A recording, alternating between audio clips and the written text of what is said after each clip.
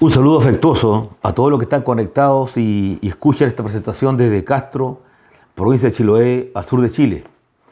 Agradezco por la invitación a participar en esta jornada cultural en homenaje al comandante Ernesto Che Guevara, que se contextualiza y se vincula con el libro de mi autoría titulado Tirso Montiel, Pablo, un chilote en la guerrilla guevarista, texto que se encuentra también en la Biblioteca Nacional de La Habana, en Cuba. Mi nombre es Dante Montiel Vera, soy historiador. Destaco que en el proceso escritural y investigativo de este libro, para concluir este trabajo, fue más de una década de activa labor. Se vincula y tiene un proceso catalizador la participación del Che Guevara en Bolivia y la persona protagonista de esta historia, y que espero sea motivador para ustedes esta presentación. Además, quiero relevar también el esfuerzo de los organizadores de esta jornada cultural y que continúen incentivando a recuperar la memoria del tiempo presente. La recuperación de la memoria histórica está remeciendo a Chile. Este es el caso de la participación de chilenos en la guerrilla guevarista, donde se comienza a rescatar este tema que durante años estaba desconocido o simplemente no se difundía en la historia chilena y latinoamericana. Uno de los desafíos al escribir este libro, y creo que se logró, era hacer de una historia regional una historia nacional y universal, concatenando los hechos y así analizar la historia desde un hecho particular y hacerla una historia general. Entonces la tarea era globalizar esta historia local hasta ser considerada como ejemplo universal. O sea que desde un hecho regional podemos universalizar esta historia. Y este efectivamente yo creo que es el desafío de los historiadores regionales, como en mi caso. Lo fundamental del libro que presentamos hoy es que esta historia local, enmarcada en una persona, permite comprender todo el proceso político-social del periodo de los años 50 y 60 en Chile y Latinoamérica, y que se reconstruye históricamente desde Chiloé. Así, desde el austro del país, se puede iniciar la tarea de universalizar los hechos históricos. Este libro se contextualiza a fines de los años 60, los años que transcurren entre 1959 y 1963, fueron un tiempo en que las injusticias en América se hicieron visibles. Eran tiempos de cambio y la palabra rebelión se extendía por todo el mundo. Aquellos días eran de la ampliación del socialismo en el mundo, de la liberación nacional de algunos países y puntualmente de los países africanos que comenzaban a liberarse del colonialismo europeo, del apogeo del movimiento obrero. Fue el periodo de la Guerra Fría, del conflicto vietnamita, donde los jóvenes se negaban a ser reclutados para la guerra de Vietnam en Estados Unidos, de la cuestión palestina, de la guerra contrarrevolucionaria, de los universitarios franceses que se enfrentaron a las autoridades en la denominada Revolución de Mayo, para lograr las transformaciones en educación y abolir las censuras.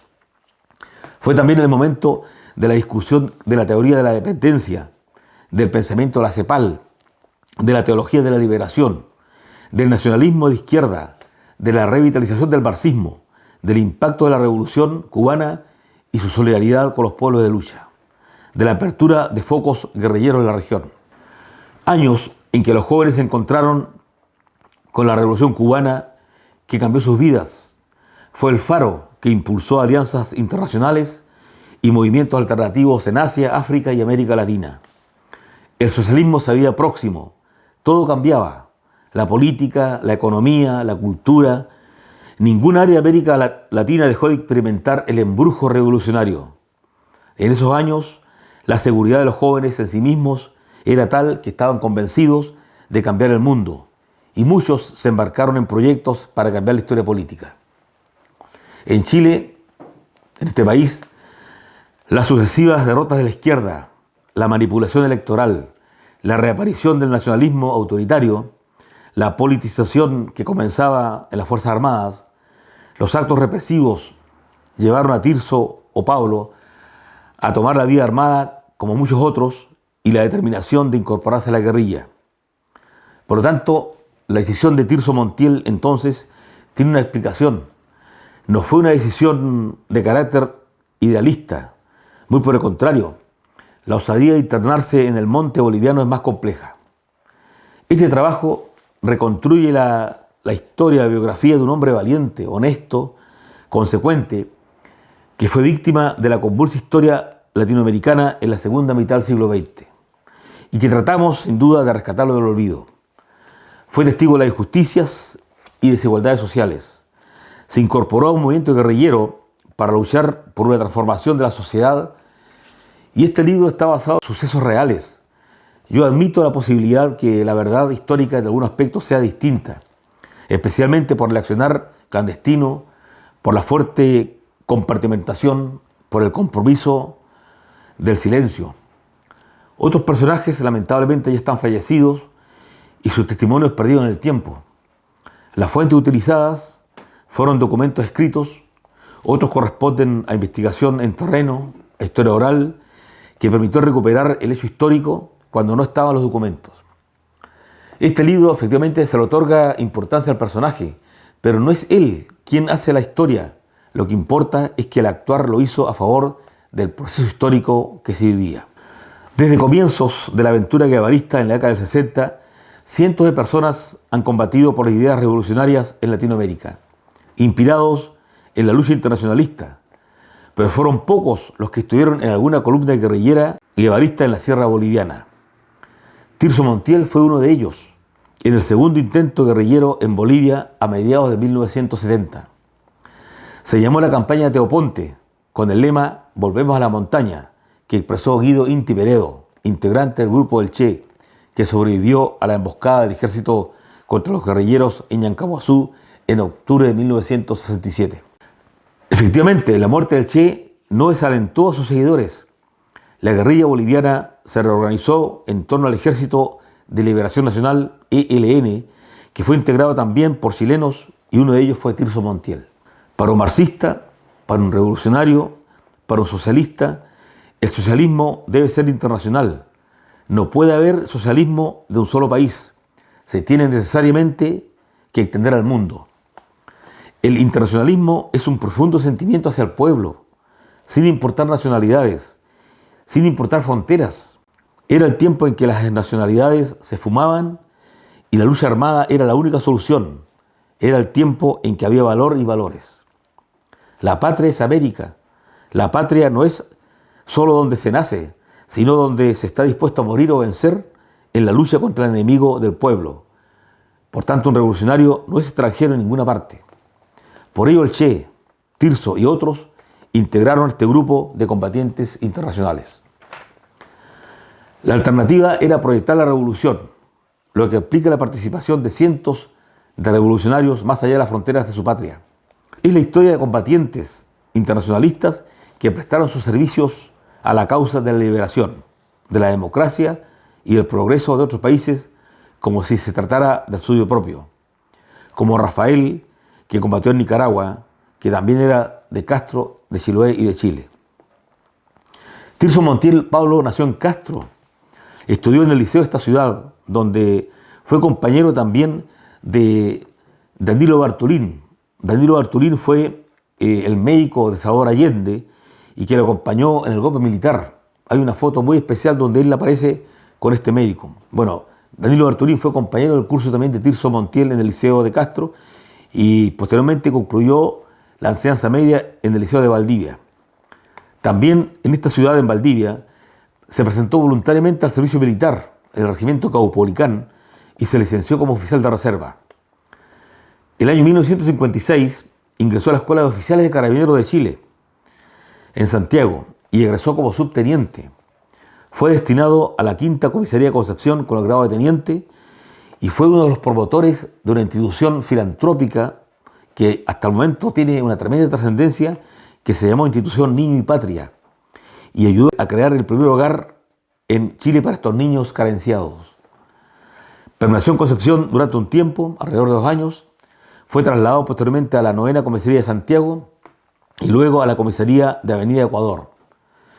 Él, como oficial de Carabineros, rompía esquemas en Carabineros y meditaba acerca de su permanencia en esa institución. A fines del año 1962 se retiró de Carabineros, dejando una importante obra social en el tema de la protección social de menores carenciados. Posteriormente comenzó a trabajar en Santiago en la Farmoquímica del Pacífico y fue elegido presidente del sindicato por 2 periodos. Poco a poco el mundo de Carabineros se difuminaba y adquiría una nueva dimensión, el sindicalista. Participó en ese tiempo en el núcleo del Partido Socialista de la Villa Olímpica. En esos momentos, La nueva izquierda, influenciada por la Revolución Cubana, tuvo gran acogida ideológica entre los jóvenes que pensaban que era el momento de conquistar el poder. Así, el militante Elmo Catalán viajó a Cuba a recibir entrenamiento paramilitar y a su regreso organiza el Ejército de Liberación Nacional, ELN, en Chile, con la misión de constituir una red de apoyo logístico al Che en su aventura guerrillera en Bolivia. Tirso comenzó a tener contactos y amistades con personas del mundo socialista que tenían propuestas para cambiar la sociedad, siendo invitado a participar de una nueva opción política, de una agrupación exclusiva de vanguardistas, llamada Los Helenos. El ELN de Bolivia fue una organización político-militar de tipo internacional creada por el comandante Ernesto Che Guevara para llevar la guerrilla revolucionaria al cono sur del continente americano. Su objetivo principal era desarrollar un foco guerrillero en las selvas de Bolivia, que sirviera como base operativa en la lucha armada de Sudamérica.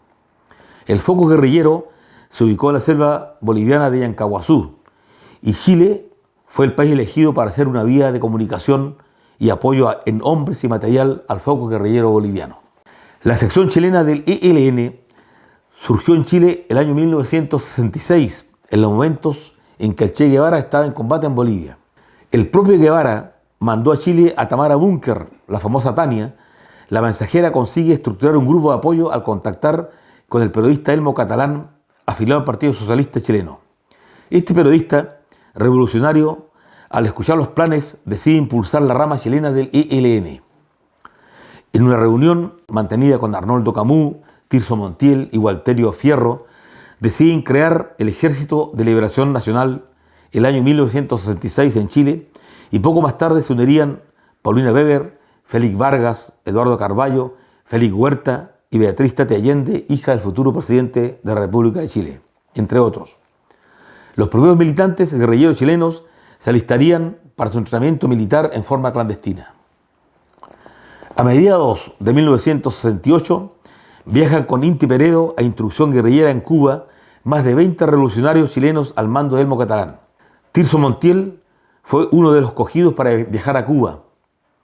Se unió voluntariamente al grupo de Ricardo, Elmo Catalán. A partir de ese momento, Tirso se transformó en Pablo, un combatiente con su chapa revolucionaria. Al salir de Chile, lo hizo con su nuevo nombre o chapa, Pablo López García, su nueva identidad. Lejos estaba el joven Chilote, el ex oficial de carabineros, el ex sindicalista. Aparecía paulatinamente el guerrillero, ahora irrumpía la patria grande, Latinoamérica. El entrenamiento guerrillero fue en Baracoa y en el campamento militar de Punto Cero. Aquí se preparaban los mejores combatientes latinoamericanos. En La Habana, Pablo encontró a la mujer con la que compartió su vida sentimental, en lo político, en lo familiar. Su compañera cubana llamada Georgina Miranda Padrón, la Yoya, que era bibliotecaria de la Universidad de La Habana en ese año. Por lo tanto, Tirso era la prolongación de la Revolución Cubana en América y debían cumplir su misión. Pablo se marchó de Cuba y después de un viaje de regreso por Europa para despistar a la inteligencia norteamericana, llegó a Santiago. Fueron esperados para la coordinación política, algunos llevados a casas de seguridad y pasaron a la clandestinidad. Cuando Pablo regresó a Chile, ya no era el mismo, y los helenos se preparaban para cubrir un nuevo foco guerrillero en Teoponte. El ELN quedó bajo la jefatura de Osvaldo Chato Peredo, y en condiciones para el funcionamiento clandestino de la organización eran muy limitadas. Ricardo, que era chapa de Elmo Catalán, miembro del Estado Mayor del ELN boliviano, ya estaba instalado en Cochabamba y coordinaba las actividades para recibir a los helenos chilenos. Solicitó la participación de Pablo, sabía de su consecuencia política y su capacidad combativa. Entonces Pablo se dirigió a La Paz, Bolivia, donde lo esperaban los contactos y las casas de seguridad. Era marzo de 1970. La zona de Teoponte en Bolivia, donde se iniciarían las acciones, se escogió para la guerrilla de guerrillas. Entonces, los sueños de alcanzar la justicia social por medio de las armas atraían a estos jóvenes, aunque la mayoría apenas se entrenó para ingresar al monte. En julio de 1970, un grupo de 67 jóvenes se dirigió a las montañas de Teoponte para reiniciar la guerra de guerrillas. En el contingente revolucionario participaron 67 combatientes, 53 bolivianos y 14 extranjeros, entre ellos 8 chilenos, el mayor número de combatientes internacionales, para dar inicio a la última guerrilla guevarista en América. 8 eran los guerrilleros internacionalistas chilenos, el mayor número de combatientes. Calixto Pacheco González Rogelio, que sobrevivió. José Celis González Alberto, obrero, también sobrevivió. Guillermo Vélez González Gastón o Guatón, ingeniero químico, también sobrevivió. Hilario Ampuero Ferrada, Poropopó, socialista, muerto en combate por el ejército. Carlos Brahim Pizarro, Perruchín, trabajador bancario, ex cadete de la escuela militar, fusilado por sus mismos compañeros. Tirso Montiel Martínez, Pablo, ex oficial de carabineros, empleado, muerto en combate. Julio Olivares Romero, Cristian, estudiante, muerto en combate. Julio Zambrano Acuña, Manuel o Pepe Chá, estudiantes, muerto en combate. 5 murieron en la selva y 3 salieron con vida. Solamente uno sobrevive hoy. Inmediatamente las tropas guerrilleras, antiguerrilleras se movilizaron. En los 4 meses que dura la lucha se desarrollaron 9 combates. Y a medida que pasaba el tiempo, los enfrentamientos van favoreciendo cada vez más a los militares. La muerte de Pablo ocurrió el 29 de agosto de 1970 en el poblado de Chocopani. En un breve combate quedó herido. Presentó cierta resistencia al disparar y finalmente lo balearon.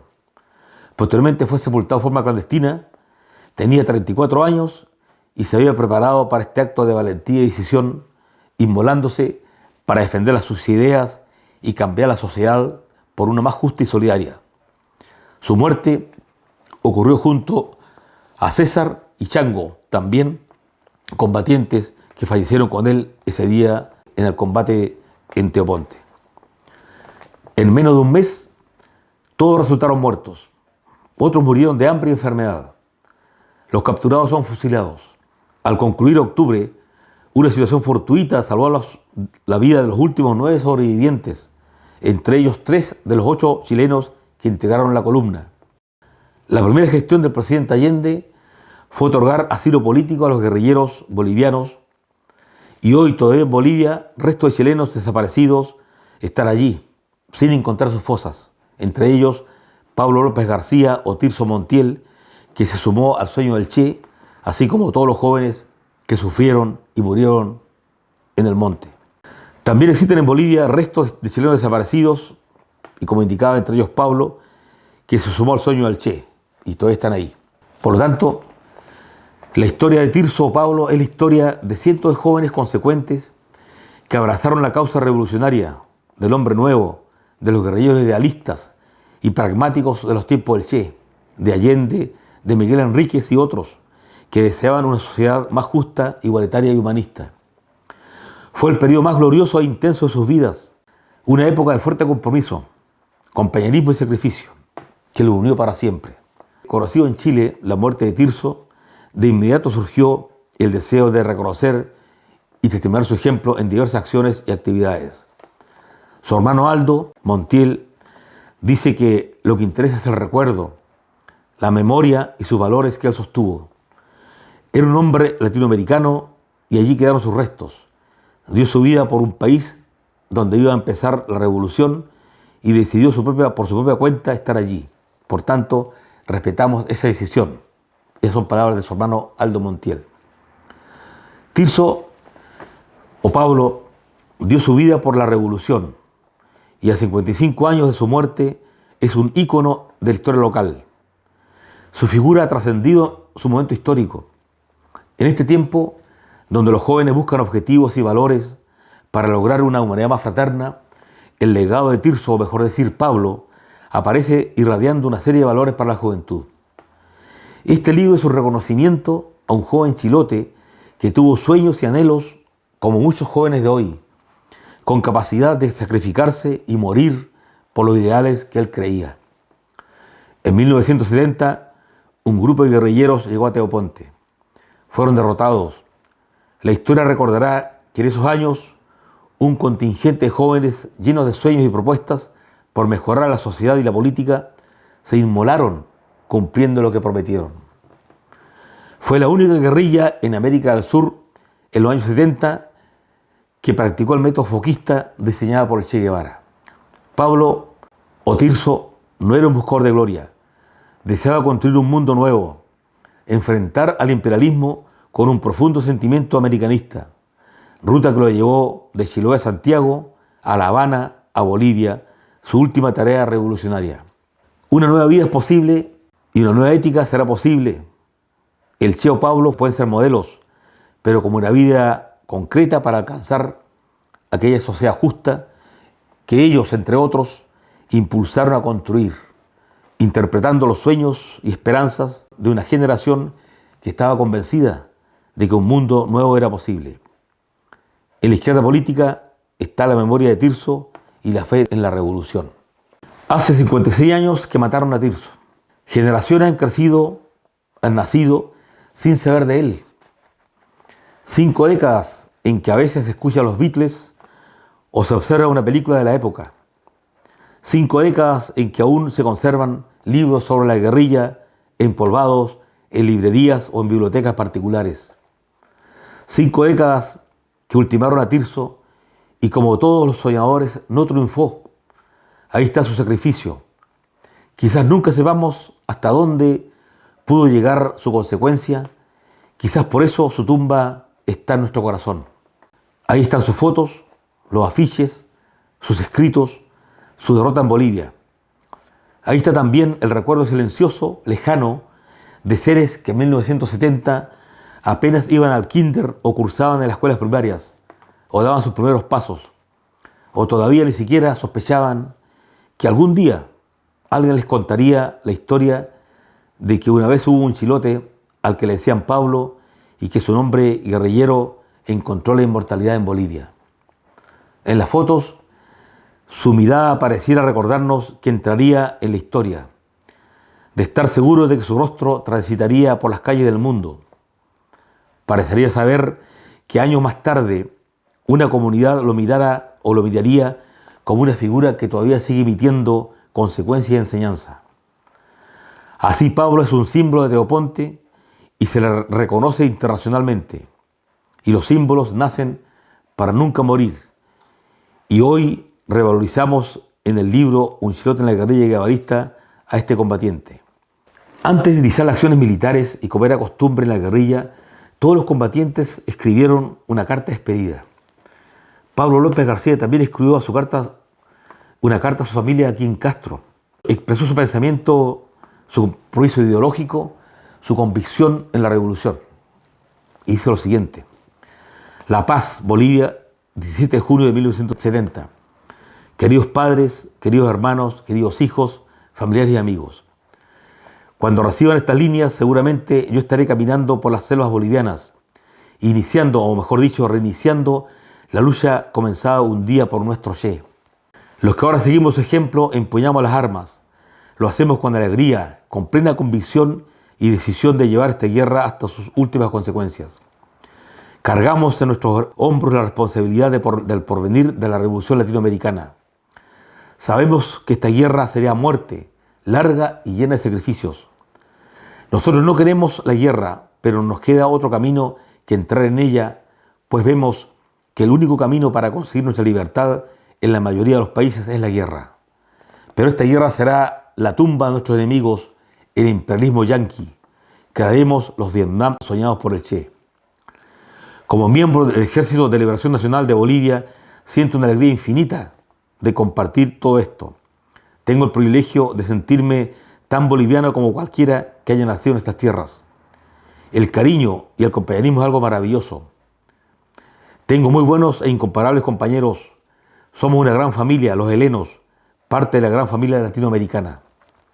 Algún día alcanzaremos nuestros objetivos para así formar una sola patria, la gran patria latinoamericana, con la que soñaron Bolívar, Che y mi gran amigo y compañero Ricardo, cuyo recuerdo permanecerá imborrable.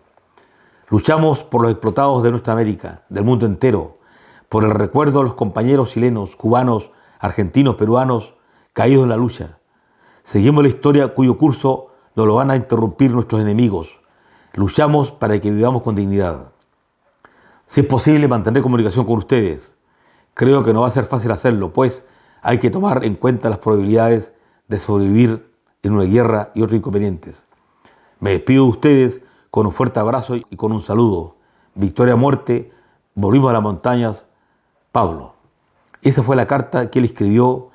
Esta noticia se difundió por Chile. La prensa mencionó nombres y otros aspectos en Chile, incluso antes que se iniciaran las acciones militares.